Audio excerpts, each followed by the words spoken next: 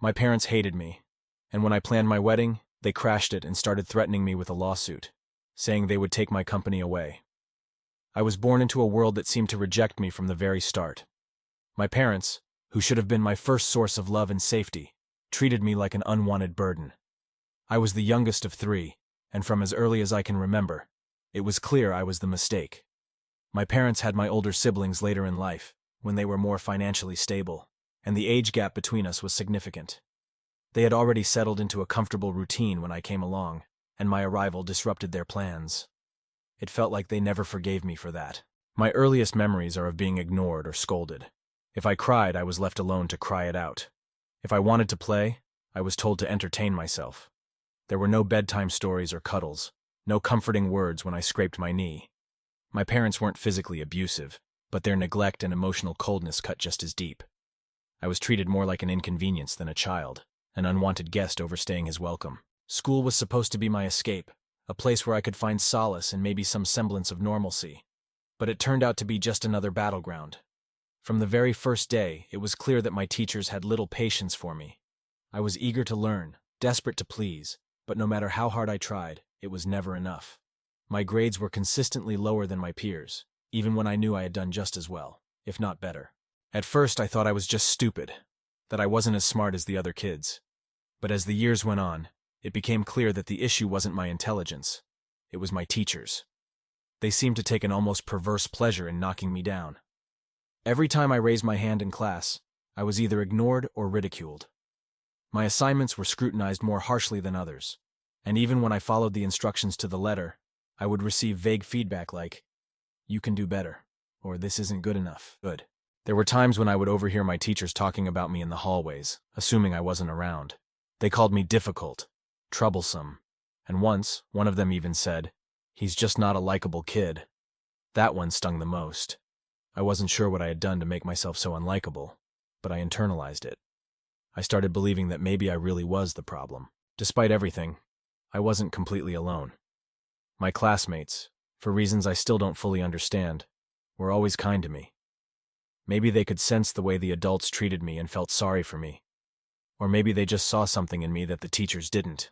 Whatever the reason, I found myself surrounded by a group of friends who, in their own small ways, helped me survive. One of the first true friends I made was a boy named Tyler. We were in second grade when we met. Tyler was outgoing and funny, the kind of kid who could make friends with anyone. For some reason, he took a liking to me. I remember the day he sat next to me at lunch and started talking about his favorite TV show. I was shy and awkward, not knowing how to respond, but Tyler didn't seem to care. He kept talking, telling me jokes and asking me questions until, eventually, I started to relax. From that day on, we were inseparable. Tyler had a way of making even the darkest days seem a little brighter. When a teacher humiliated me in class, Tyler would lean over and whisper something that would make me laugh. When I got a bad grade on a test, he'd tell me not to worry about it, that the grades didn't mean anything anyway. He was always there, always supportive, and for the first time, I started to believe that maybe I wasn't as worthless as everyone else seemed to think. As we moved into middle school, our group of friends expanded. There was Sarah, a quiet girl who loved to read and draw. She was shy, like me, and we bonded over our shared love of fantasy novels. Then there was Jake, a tall, athletic kid who was on the basketball team. He was the kind of person who got along with everyone, but he was fiercely loyal to his friends. And finally, there was Emily, a fiery redhead with a sharp tongue and a heart of gold. She was the one who would stand up to the teachers when they were being particularly unfair, not just to me, but to anyone. Emily had no problem calling out injustice when she saw it, and she wasn't afraid to get in trouble for it. The four of them became my lifeline. While my parents continued to treat me with indifference, and my teachers seemed determined to see me fail, my friends lifted me up. They were the ones who celebrated my small victories, who encouraged me when I was feeling down, and who reminded me that there was more to life than grades and parental approval. But the teachers' disdain for me didn't stop. It followed me throughout elementary school and into high school. By the time I reached my junior year, it was clear that I was being singled out. My grades, though not failing, were consistently lower than they should have been. I worked hard, studied late into the night, and still, my efforts were never recognized. I remember one history teacher in particular who seemed to have it out for me. No matter how well I did on a test or how much research I put into a paper, I would always get a C or lower. When I finally mustered up the courage to ask her why, she told me, "You just don't have what it takes." That was the moment I realized it wasn't about my abilities. It was personal. For some reason, my teachers had decided that I didn't deserve to succeed, and they were determined to make sure I didn't. I tried talking to my parents about it, hoping they would understand and maybe advocate for me. But they dismissed my concerns, saying I was just making excuses for not working hard enough. My father, in particular, was harsh. He was a man who believed in tough love, though there was rarely any love involved. He would tell me that the world didn't owe me anything, that I needed to stop whining and start acting like a man. My mother wasn't much better. She was more passive in her disapproval, but it was no less painful. She would make snide comments about how I was always causing problems at school, how I was such a disappointment. I remember once, after I had been punished for something I didn't do, I came home crying.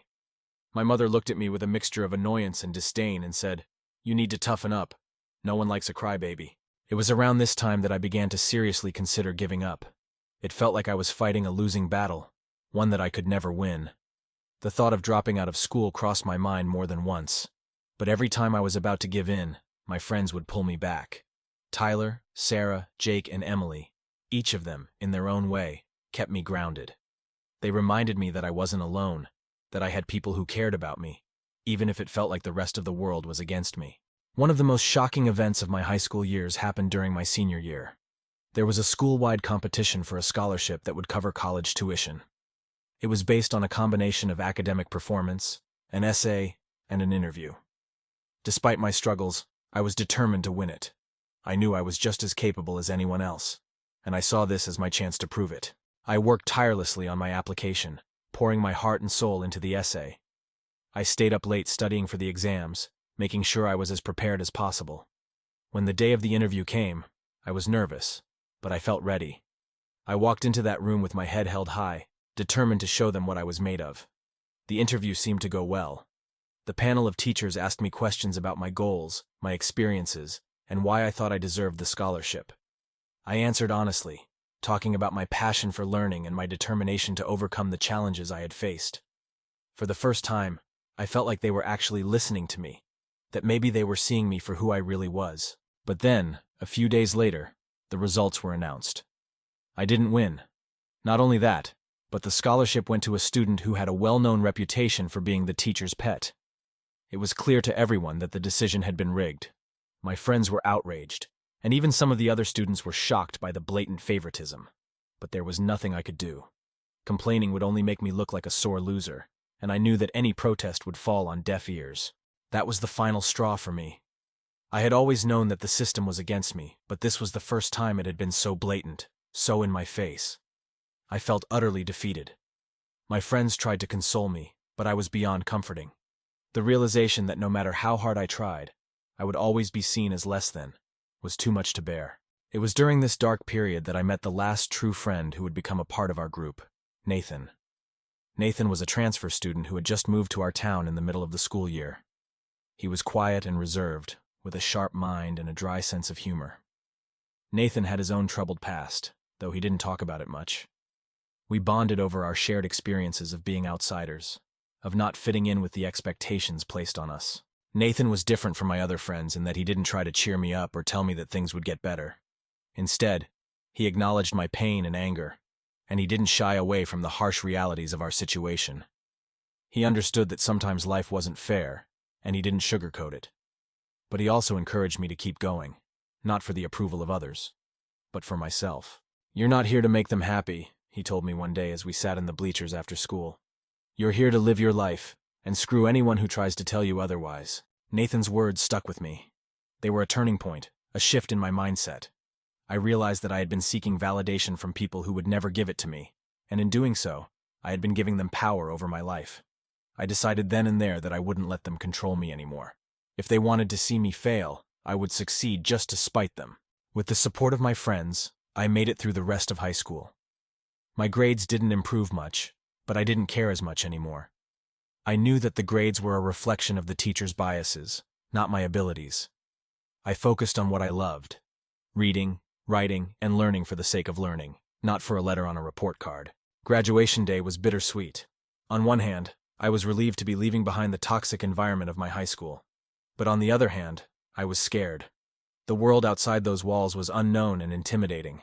I had no idea what the future held, and I was terrified of failing again. But my friends were there, as they always had been, to remind me that I wasn't alone. We all went our separate ways after graduation. Tyler to a state university, Sarah to an art school, Jake on a basketball scholarship, and Emily to study law. Nathan decided to take a gap year to travel and figure out what he wanted to do with his life. As for me, I was accepted into a small liberal arts college, far enough away from my hometown that I could start fresh. College was supposed to be different. I was supposed to be free from the judgments and prejudices that had plagued me throughout my childhood. But old habits die hard, and the shadows of my past followed me to university. The professors were different from my high school teachers, but the system was the same. I quickly realized that favoritism and bias existed everywhere, and once again I found myself on the outside looking in. My grades were still lower than I knew they should be, and no matter how hard I worked, I couldn't seem to break free from the cycle. I felt like I was running on a treadmill, exerting all my energy but getting nowhere. The only difference was that this time, I had more freedom to choose my battles. I could drop classes where the professors were particularly antagonistic, and I could focus on the subjects I enjoyed. It was in college that I met two more friends who would become like family to me, Lena and Max. Lena was studying psychology, and Max was majoring in computer science. The three of us met during an introductory philosophy class, where we bonded over our shared frustration with the professor's condescending attitude. Lena was brilliant, with a deep understanding of human behavior that often left me in awe. Max was a genius with computers, able to solve complex problems with ease. Together, we formed a trio that balanced each other out. Lena had a way of cutting through the noise and getting to the heart of an issue. She was the one who helped me navigate the intricacies of university life, offering advice on how to handle difficult professors and manage the workload. Max, on the other hand, was more laid back. He was the one who reminded me to take a break, to enjoy the little things, and not to let the pressure get to me. Despite the challenges, college wasn't all bad. There were moments of joy and laughter, late-night study sessions that turned into deep philosophical discussions, and weekends spent exploring the city. I started to find my voice, to stand up for myself in ways I never had before, and with Lena and Max by my side, I felt like I could finally start to take control of my life. But just when I thought things were starting to look up, life threw me another curveball. During the second semester of my sophomore year, I was accused of cheating on an exam. The accusation came from a professor who had always seemed to have it out for me. I knew I hadn't cheated. I had studied for that exam for weeks, determined to prove myself. But the professor insisted that my answers were too similar to another student's, and despite my protests, I was reported to the academic board. The investigation was grueling. I was treated like a criminal, subjected to hours of questioning and forced to defend myself against baseless accusations. My friends stood by me, of course, but there was little they could do. It was my word against the professor's, and in the end, the board decided to give me a failing grade on the exam. I was devastated. All my hard work, all my efforts to rise above my circumstances, had been for nothing. It was during this time that I hit rock bottom. The injustice of it all was too much to bear. I felt like I was drowning, unable to escape the weight of my past and the unfairness of my present. I considered dropping out of college, leaving it all behind, and starting over somewhere new. But once again, my friends pulled me back from the edge. Lena, in particular, refused to let me give up. She reminded me that the system was flawed, that the professor's actions were a reflection of his own insecurities, not my abilities. Max helped me appeal the decision, though the process was long and arduous. In the end, the grade was overturned, and I was allowed to retake the exam with a different professor. But the experience left me scarred. I no longer trusted the system, and I became more withdrawn, focusing solely on getting through each day. It wasn't until my senior year that I started to regain some of my confidence. I had made it this far, and I was determined to see it through. I had learned to navigate the pitfalls of academia, to avoid the professors who seemed determined to see me fail, and to focus on the subjects I was passionate about. I graduated with a degree in literature, not with honors, but with the satisfaction of knowing that I had made it despite everything. Graduating from college felt like a major victory, not just for me, but for all of us. We had come a long way from those uncertain high school days, and now we were stepping into the world as adults, ready to carve out our own paths. My friends and I stood together at graduation, clad in our caps and gowns, with our diplomas in hand, looking forward to what the future held. But none of us knew then just how challenging and rewarding that future would be. After graduation, we decided to stay in touch and support each other in our respective careers. But as the months went by, we realized that our dreams weren't as separate as we had once thought. One night, while we were all gathered at my apartment for a dinner party, Max brought up an idea that had been brewing in his mind for some time. "We should start something together," Max said, his eyes gleaming with excitement. "We've got a great team here. Why not build something we can all be proud of?" "What do you have in mind?" Lena asked, intrigued. Max had always been the visionary in our group, the one who could see possibilities where others saw only challenges. He had a knack for coming up with innovative ideas, and this time was no different. "Furniture," he replied. "I know it sounds random, but hear me out. The furniture market is huge, and with our skills, we could design and sell unique, high-quality pieces that stand out from the rest. I could handle the tech side, building an e-commerce platform, managing inventory, all that stuff. Lena, you could focus on marketing and customer relations. You've got the people skills and the psychology background to really understand what customers want. And you," he pointed at me, "you've got the creativity and the literary background to craft our brand story, to make our furniture more than just furniture, make it something people connect with." At first, the idea seemed far-fetched. None of us had any experience in furniture design or manufacturing. But the more we talked about it, the more it started to make sense. We all had skills that could contribute to the success of the business, and more importantly, we trusted each other. The thought of building something together, something that was ours, was incredibly appealing. "We could be our own bosses," I added, the idea growing on me. "We wouldn't have to deal with anyone else's bullshit. We could create a company that treats people right, that makes quality products without cutting corners." Emily, who had been quiet up until this point, nodded thoughtfully. "It sounds like a lot of work, but if we do it right, it could be amazing. I've been thinking about getting out of law anyway. The corporate world isn't what I thought it would be. I'd love to help with the legal side, making sure everything's above board." And just like that, the idea was born. Over the next few weeks, we met regularly to flesh out the details. We pooled our savings and started sketching out a business plan. Max took on the task of building our website and setting up the e-commerce platform. Lena dove into market research, identifying gaps in the market and figuring out how we could position ourselves to fill them. Emily worked on the legal aspects, making sure our business was properly registered and that we had all the necessary licenses. As for me, I threw myself into the creative side. I started designing the initial pieces of our furniture line, drawing inspiration from a mix of modern minimalism and rustic charm. I wrote the copy for our website, crafting a narrative that emphasized quality, sustainability, and craftsmanship. We wanted our customers to feel like they were buying more than just a piece of furniture. They were buying a story, a connection to something real and meaningful. We decided to call our company Hearth and Timber, a name that evoked warmth, comfort, and the natural beauty of wood. It wasn't just about selling furniture. It was about creating spaces where people could feel at home, surrounded by pieces that told a story. But starting a business from scratch was far from easy. The first major obstacle we faced was finding a reliable manufacturer.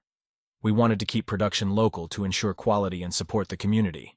But most manufacturers we approached either weren't interested in working with a startup or demanded more money than we could afford. After weeks of searching, we finally found a small family-owned workshop in a nearby town.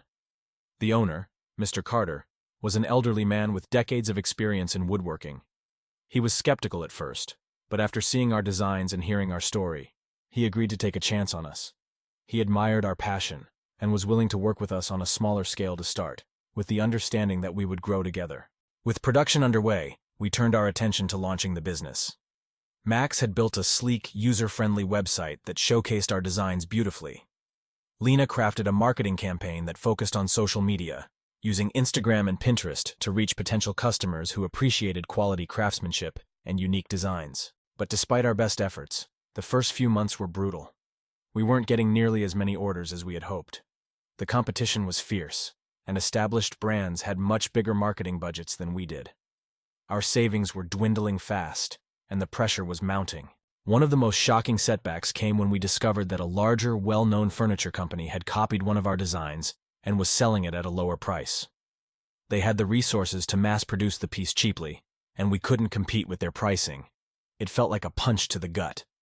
All our hard work, our creativity, had been stolen, and there was little we could do about it. Emily tried to pursue legal action, but it was an uphill battle. The larger company had a team of lawyers ready to fight any claims, and the cost of litigation was more than we could afford.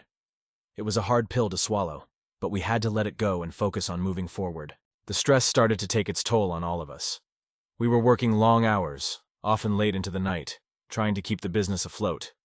Tensions ran high, and there were moments when it felt like everything was falling apart. I remember one particularly bad night when Max and Lena got into a heated argument about the direction of the marketing campaign. Lena felt that we needed to focus more on storytelling and branding, while Max was convinced that we needed to invest more in paid advertising. "You don't get it, Lena!" Max snapped, his frustration boiling over. "We're not reaching enough people. We need more visibility, not more fancy words." "And you don't get that people don't just buy products. They buy stories," Lena shot back. "We need to connect with our customers on an emotional level, or we're just another faceless company." I could see both sides of the argument, but at that moment, all I wanted was for the fighting to stop. We were all exhausted, and the stress was making us lash out at each other. I stepped in, trying to calm things down. "Guys, we're all on the same team here," I said, my voice steady despite the tension in the room. "We're all working toward the same goal. Let's take a step back and figure out a way to combine both strategies. We need to reach more people, yes, but we also need to make sure that when they find us, they understand who we are and what we stand for." It wasn't an easy conversation, but eventually, we found a compromise. We decided to allocate a small portion of our budget to paid advertising while doubling down on our content marketing efforts. Lena and I worked together to create a series of blog posts and videos that showcase the craftsmanship behind our furniture, the stories of the artisans who built them, and the sustainable materials we used. We also started reaching out to influencers and interior designers who shared our values, hoping to build partnerships that would help spread the word. Meanwhile, Max refined our website's search engine optimization, SEO, to ensure that when people searched for the kinds of products we offered, hearth and timber would appear at the top of the results. It was a slow process, but little by little, we started to see an increase in traffic to our site. Despite the challenges, there were moments of hope. One of our first big breaks came when a popular home decor blog featured our furniture in an article about sustainable living. The article praised our commitment to quality and our unique designs, and it brought a surge of traffic to our website. Orders started coming in faster than we could have imagined, and for the first time, it felt like we were on the right track. But success didn't come without its own set of challenges. As demand grew, so did the pressure to scale up production. Mr. Carter's workshop, while perfect for our initial needs, was struggling to keep up with the volume of orders. We faced a tough decision. Either we would need to find a larger manufacturer or risk losing customers due to long wait times. The idea of leaving Mr. Carter's workshop behind was heartbreaking. He had been with us from the beginning, and we had developed a close relationship, but he understood the reality of the situation better than anyone. "You kids have a good thing going here," Mr. Carter told us one afternoon as we discussed the future. "I'm proud to have been a part of it, but I can't keep up with this kind of demand. You need to find someone who can help you grow. It's the only way you'll survive." It was difficult, but we knew he was right. We began searching for a larger manufacturer that shared our commitment to quality and sustainability. After weeks of meetings and negotiations, we finally found a partner who understood our vision and was willing to work with us on our terms. It was a major step forward, and it allowed us to start fulfilling orders more quickly and efficiently. As we settled into our new production process, the business started to stabilize. We were no longer just trying to survive. We were starting to thrive. Our customer base grew steadily, and we began receiving positive reviews and testimonials from satisfied customers. It was incredibly validating to see that all our hard work was paying off. During this time, something else began to change. Lena and I, who had always been close friends, started spending more time together outside of work. It began innocently enough. Late-night brainstorming sessions that turned into long walks around the city. Dinners that stretched into the early hours of the morning. We talked about everything. Our dreams, our fears, our pasts. I found myself opening up to her in ways I hadn't with anyone else, and I realized that my feelings for her were growing stronger. One evening, after a particularly stressful day at the office, we decided to take a break and grab a drink at a nearby bar. The atmosphere was warm and cozy, a stark contrast to the tension we had been feeling at work. As we sat at the bar, sipping our drinks and talking about the future, I noticed a change in Lena's demeanor. She seemed more relaxed, more at ease, and I couldn't help but feel drawn to her. "I'm really proud of what we've built," she said, her eyes meeting mine. "I know it hasn't been easy, but we've made it through some tough times, and I couldn't have done it without you." "Same here," I replied, my heart racing. "You've been my rock through all of this, Lena." I don't know what I'd do without you." There was a moment of silence as we both processed what we had just said. I could feel the tension between us, the unspoken feelings that had been building for months. And then, without thinking, I leaned in and kissed her. It was a gentle, tentative kiss, but it felt like everything I had been holding back for so long was finally being released. Lena kissed me back, and for a moment, everything else faded away. The stress, the challenges, the uncertainty. All that mattered was that we were together. When we finally pulled away, Lena looked at me with a mix of surprise and happiness. "I've wanted to do that for a long time," she admitted, a shy smile playing on her lips. "Me too," I confessed, feeling a warmth spread through me that I hadn't felt in years. From that night on, our relationship changed. We didn't rush into anything, but we both knew that something special was growing between us. It wasn't just about the business anymore. Our connection went deeper than that. We were partners in every sense of the word, and it felt like we could face anything as long as we were together. But our newfound happiness was soon tested when we faced our biggest challenge yet. One of our main competitors, a large, well-established furniture company, launched an aggressive campaign aimed at discrediting us. They spread rumors that our products were of poor quality, that we were cutting corners, and that our business practices were unethical. It was a blatant attempt to undermine our reputation, and it worked. Sales plummeted, and our once thriving business was suddenly on the brink of collapse. The worst part was that we had no idea how to fight back. We didn't have the resources to launch a counter-campaign, and any attempts to defend ourselves only seemed to make things worse. Customers were canceling orders, and we started receiving negative reviews from people who had never even purchased our products. It felt like everything we had worked so hard for was slipping through our fingers. The stress was overwhelming, and there were days when I didn't think we would make it. But Lena, ever the optimist, refused to give up. "We've faced tough times before," she reminded me one evening as we sat together in the office, trying to come up with a plan. "We just need to stay focused and find a way to turn this around." "But how?" I asked, feeling defeated. "They're too big, too powerful. We're just a small company. They can crush us if they want to." "Maybe," Lena replied, her eyes narrowing in determination. "But they can't take away what makes us unique. We need to remind our customers why they chose us in the first place, why they believed in hearth and timber." Her words sparked something in me, and I realized she was right. We couldn't outspend or out-advertise our competitors, but we could outshine them by staying true to our values. We decided to launch a new campaign, one that focused on transparency and authenticity. We invited customers to visit our workshop, to meet the artisans who crafted their furniture, and to see firsthand the care and attention that went into every piece. We also reached out to our loyal customers, asking them to share their experiences with hearth and timber on social media. The response was overwhelming. People posted pictures of their homes, showcasing our furniture and telling the stories behind each piece. It was heartwarming to see how much our products meant to them, and it gave us the boost we needed to keep fighting. The campaign gained traction, and slowly but surely, we started to rebuild our reputation. Sales began to pick up again, and the negative reviews were drowned out by a flood of positive testimonials. It wasn't an easy process, but with each small victory, our confidence grew. During this time, Lena and I grew even closer. Our relationship had always been built on mutual respect and trust, but now it was something more, something deeper. We were partners in every sense, supporting each other through the highs and lows, and finding strength in our connection. Eventually, our perseverance paid off. The competitors' smear campaign backfired when it was revealed that they had been engaging in unethical practices themselves. The news spread quickly, and the public backlash was severe. Customers who had abandoned us returned, and new customers flocked to us, impressed by our integrity and commitment to quality. It felt like a weight had been lifted off our shoulders. We had weathered the storm and come out stronger on the other side. Hearth and Timber was not just surviving, it was thriving. Our sales soared, and we expanded our product line to include custom pieces and limited edition collections. We even opened a small showroom where customers could see our furniture in person, and it quickly became a popular destination for design enthusiasts. As the business continued to grow, so did our team. We hired new employees, bringing in talented designers, craftsmen, and marketing experts who shared our vision.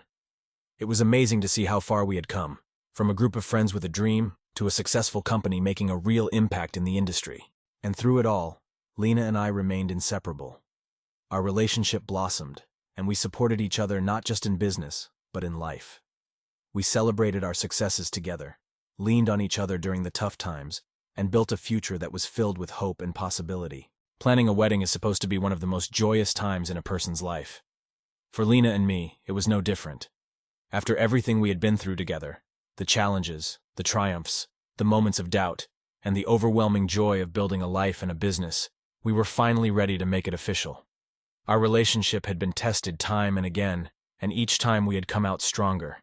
This wedding was a celebration of our love, of our journey, and of the future we were so excited to embrace together. The wedding was set to take place in a beautiful vineyard just outside the city.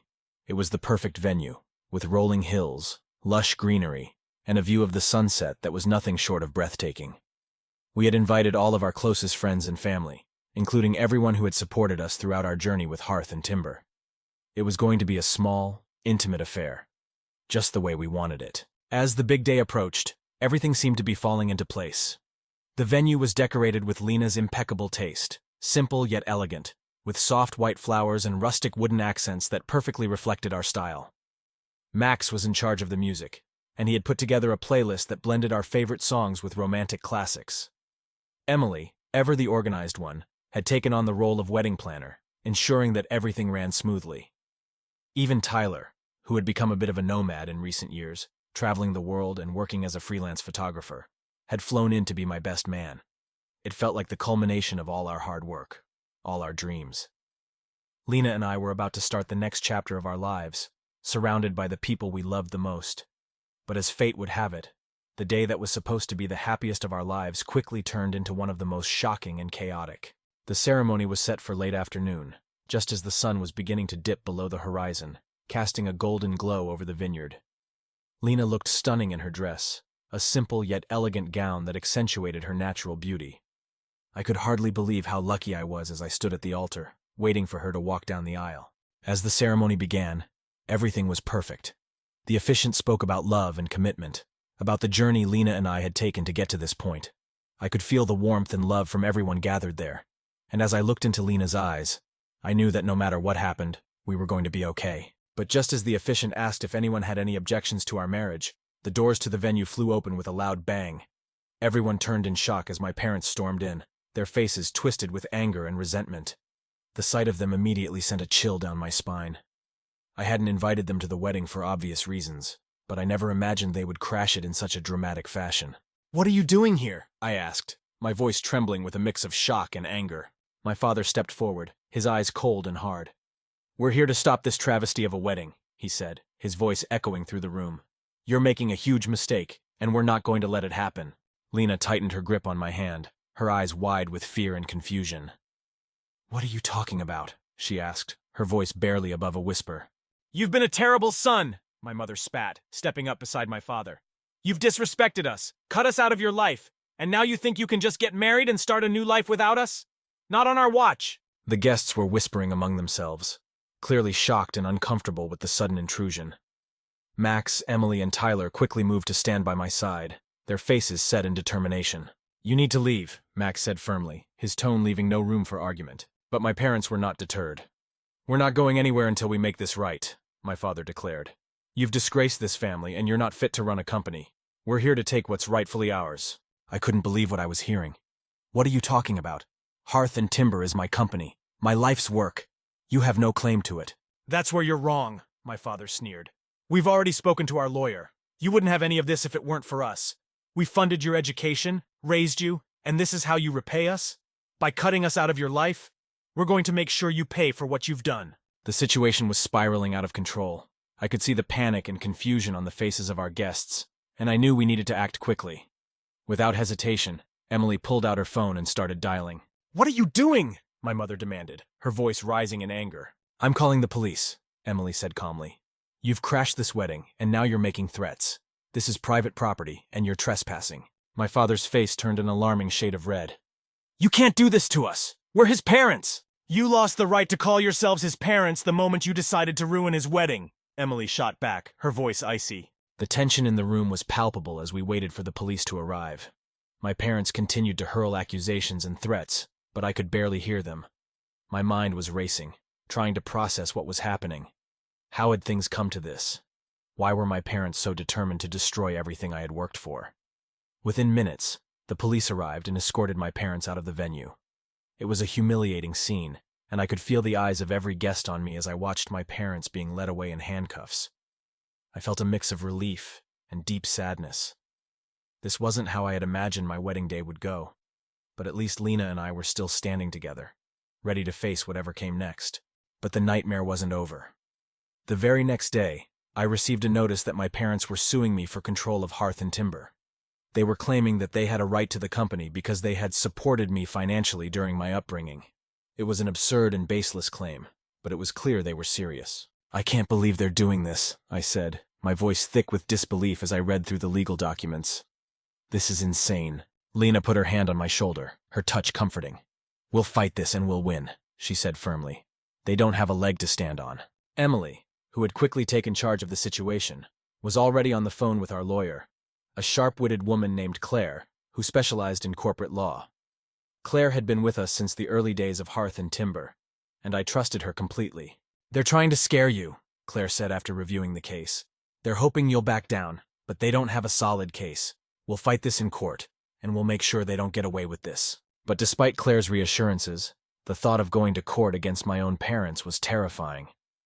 It felt like everything I had built was being threatened, not just by external forces, but by the very people who were supposed to love and support me. As the court date approached, the stress began to take its toll. Lena and I were both exhausted, barely sleeping as we prepared for the legal battle ahead. But we weren't alone. Our friends rallied around us, offering their support in any way they could. Max took on more responsibilities at the company to ease the burden on me, while Emily worked tirelessly with Claire to build our case. Tyler, who had always been the wild card in our group, surprised us all by stepping up in a big way, using his connections in the media to get our side of the story out before my parents could spin their own narrative. "People need to know the truth," Tyler said one evening as we gathered in our living room, poring over documents and strategizing for the trial. "We can't let them paint you as the villain." The day of the trial arrived, and I felt a mix of dread and determination as we walked into the courthouse. The courtroom was packed with people, journalists, curious onlookers, and even some of our customers who had come to show their support. My parents sat on the opposite side of the room, their faces hard and unyielding. It was clear they weren't going to back down. As the trial began, Claire laid out our case with precision and clarity. She pointed out the absurdity of my parents' claims, highlighting the fact that they had no legal or financial ties to Hearth and Timber. She also brought up their history of neglect and emotional abuse, arguing that their actions were driven by spite and greed rather than any genuine interest in the company. But my parents' lawyer was just as aggressive. He painted me as an ungrateful son who had abandoned his parents after they had sacrificed so much for him. He argued that my parents were entitled to a share of the company because they had invested in my future. It was a brutal back and forth, with both sides presenting their arguments with intensity. But what shocked me the most was when my father took the stand and began to spew lies about our family history. He claimed that I had always been a problem child, that I had rebelled against them at every turn, and that they had been forced to rescue me from my own poor decisions time and time again. "Your Honor," my father said, his voice dripping with false sincerity, "we only want what's fair.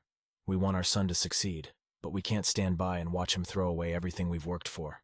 I could barely contain my anger as I listened to his testimony. This was the man who had treated me like an unwanted burden for most of my life, and now he was trying to rewrite history to suit his narrative. But I knew that reacting emotionally would only hurt our case, so I forced myself to stay calm. When it was my turn to testify, I told the truth. I spoke about the neglect, the emotional abuse, and the years of struggling to earn their approval, only to be met with disappointment and disdain. I described how I had built Hearth and Timber from the ground up with the support of my friends and my own hard work, and how my parents had played no part in that journey. As I spoke, I could see the faces of the jury softening. They could tell that I was telling the truth, that this wasn't just a business dispute. It was a deeply personal battle between a son and his parents. In the end, the jury saw through my parents' lies. After just a few hours of deliberation, they returned a verdict in our favor. My parents' lawsuit was dismissed, and they were ordered to pay all legal fees. It was a decisive victory, but it didn't feel like a triumph. Instead, I felt a deep sense of sadness that it had come to this, that my own parents had tried to destroy everything I had worked for out of spite. As we left the courthouse, the media swarmed us, eager for a statement. Claire handled most of the questions, but when a reporter asked how I felt about the outcome, I couldn't help but speak from the heart. "I'm relieved that justice was served," I said, my voice steady but tinged with sadness. "But this isn't a victory, it's a tragedy. No one should have to go through what I went through, being betrayed by the people who are supposed to love and support you. I hope that by sharing my story, others will see that you don't have to let toxic relationships define you. You can rise above them and build a life on your own terms. The days that followed were a whirlwind of emotions. The media coverage of the trial brought a lot of attention to Hearth and Timber, and while it was good for business, it was also overwhelming. Customers and supporters flooded our social media with messages of encouragement. But there were also those who sided with my parents, accusing me of being heartless and ungrateful. But through it all, Lena was my rock. She stood by me, offering her unwavering support and reminding me that we had built something incredible together.